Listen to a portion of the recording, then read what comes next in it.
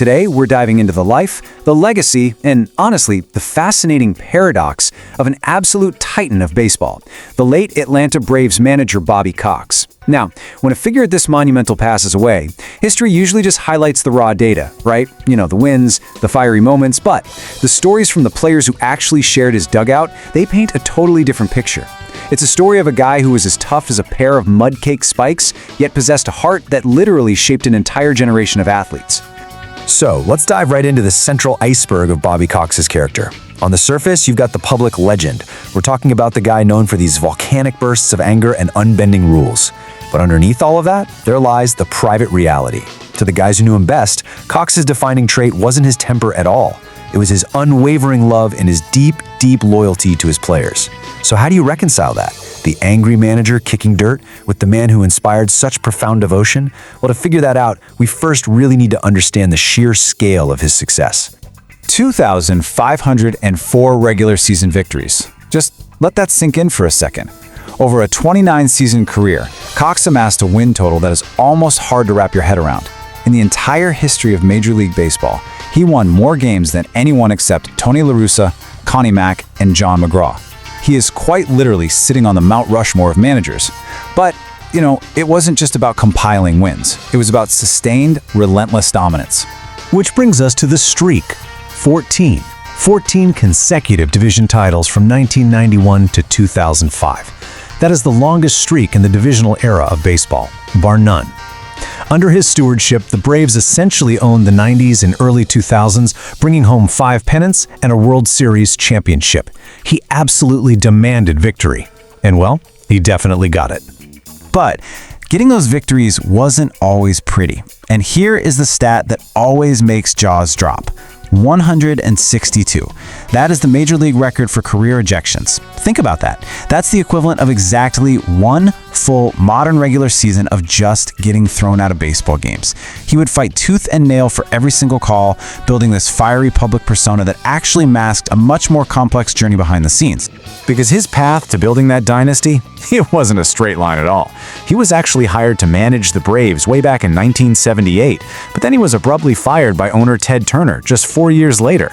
Cox didn't just fade away, though. Nope. He went up to Canada, led the Blue Jays to their first division title, and then, in a truly fascinating twist, Ted Turner realized exactly what he had lost, so he brought Cox back to Atlanta, first to assemble the 90s dynasty as GM, and then finally back to the manager's seat in 1991. And once he sat back down in that chair, he instituted what became known as the Braves Way. Now, Cox was old school, undeniably strict. He demanded absolute professionalism from day one. I mean, players were required to wear their actual uniforms just for batting practice. Hats, always to be worn facing forward, zero exceptions. Sunglasses belonged on the back of your cap, not on the brim. Oh, and there was no blaring music. The clubhouse was a place of business, meticulously crafted for serious excellence. And the incredible thing here is just how deeply those rules took root in the players he mentored. Take Freddie Freeman, for example. He's 36 years old now, carving out his own Hall of Fame path with the Dodgers. But he says, "Bobby's still in me." Even today, you will never see Freeman put his sunglasses on the brim of his LA cap. He puts them right on the back of his hat, simply because that's what Bobby taught him. And that's not out of some fear of punishment. That's honoring the man who shaped you. Which brings us to the real secret sauce, the very core of his leadership. Walt Weiss, who played for Cox and later became a manager himself, defined it perfectly. He called it the Cox effect.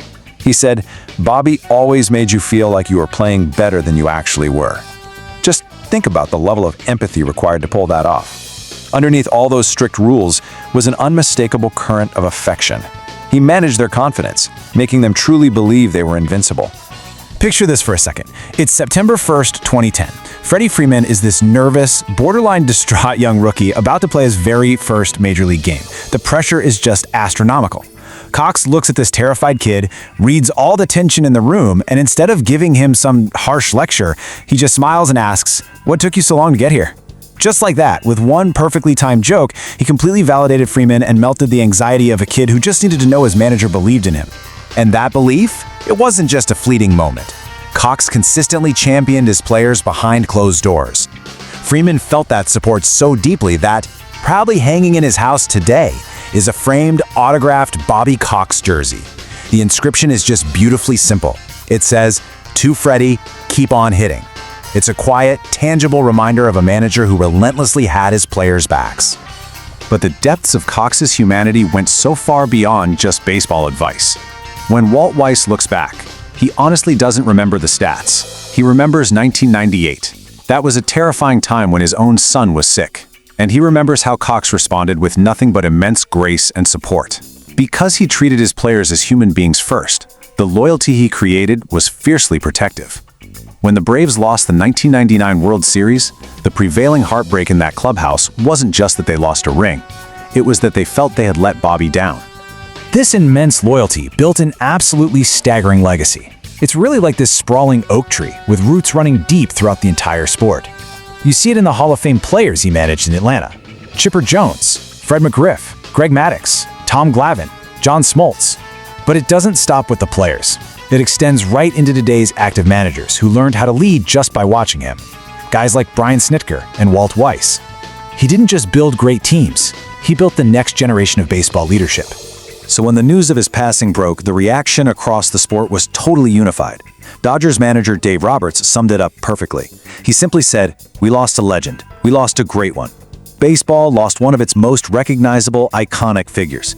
The man in the spikes, the man kicking dirt on home plate, the brilliant architect of a 14-year dynasty.